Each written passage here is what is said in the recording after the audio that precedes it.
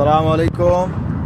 আমরা সকালবেলা একটু রোডে উঠলাম, বেরোলাম জামিয়ার উদ্দেশ্য, মার্কেটের উদ্দেশ্য।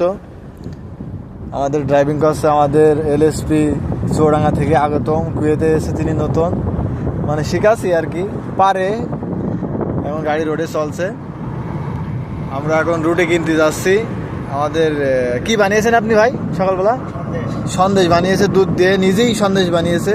তিনি সব পারে, কিন্তু দুঃখ একটাই, যদি নতুন করে আবার জীবন শুরু করা যেত। তার জীবনে খুব আফসোস একটা বিষয়ে, সেটা না হয় আমরা নাই বলি। আমাদের এখন মার্কেটের উদ্দেশ্যে যাচ্ছি, আমরা রুটি কিনবো।